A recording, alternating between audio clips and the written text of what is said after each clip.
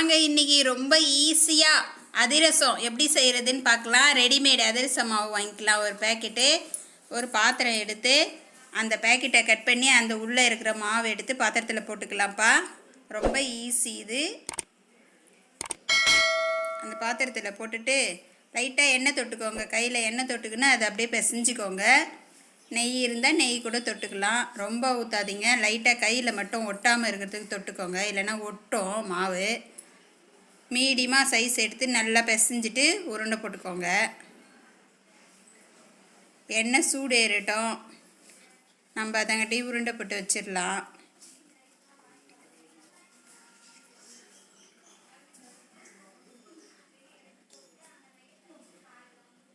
பாவை எடுக்கணும், மாவு அரைக்கணும், இப்படி ஏகப்பட்ட வேலை இருக்குங்க. அதிரசம் செய்கிறதுனா ரொம்ப சிரமம்னு சொல்லுவாங்க.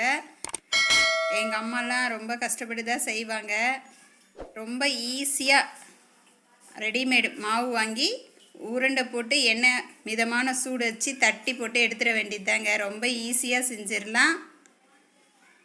இனிமேல் கஷ்டமே தேவையில்லை. மாவு அரைக்க வேண்டாம், பாகு எடுக்க வேண்டாம்.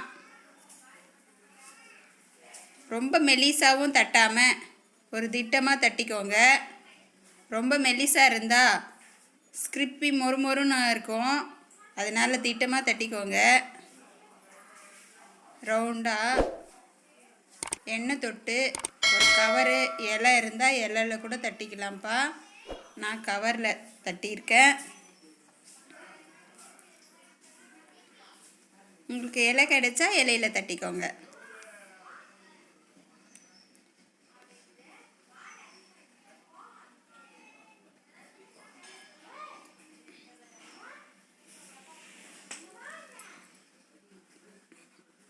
எவ்வளோ ஈஸி பார்த்தீங்களா?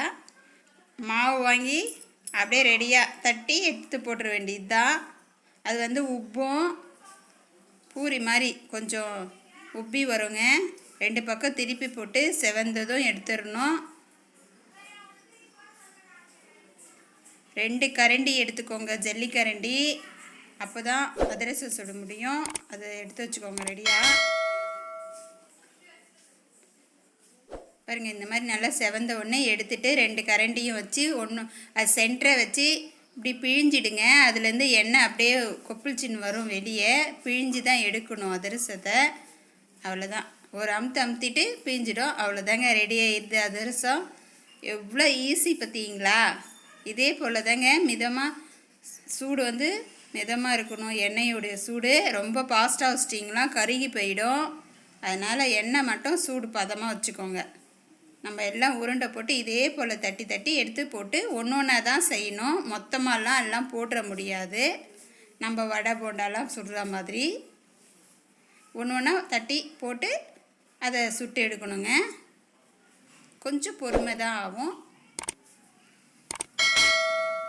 4-5லாம் போட்டுறாதீங்க, அப்படிலாம் போட முடியாது. ஒன்றா தட்டி போட்டு சுட்டு எடுங்க. ரொம்ப நல்லா டேஸ்ட்டாக இருக்குங்க.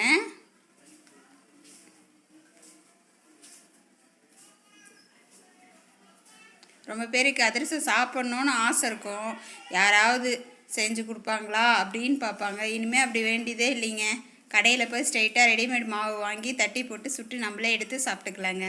அதுலேயும் சூடாக சாப்பிடும்போது அவ்வளோ நல்லா டேஸ்ட்டாக இருக்குதுங்க.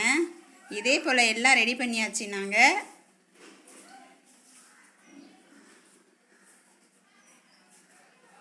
அவ்வளோதான், சுட்டாயிடுச்சிங்க. ஒரு பாக்கெட் மாவுக்கு 15 வருது. மிதமான சைஸ்னால், கொஞ்சம் சின்ன சைஸ்னால் 18 வருதுங்க. நீங்கள் சைஸை பொறுத்து தாங்க வரும். எங்களுக்கு 18 வந்தது. அவ்வளோதான். இதே போல் நீங்களும் ட்ரை பண்ணி செஞ்சு பார்த்துட்டு எப்படி இருந்ததுன்னு சொல்லிவிட்டு கமெண்டில் சொல்லுங்கள். தேங்க்யூ.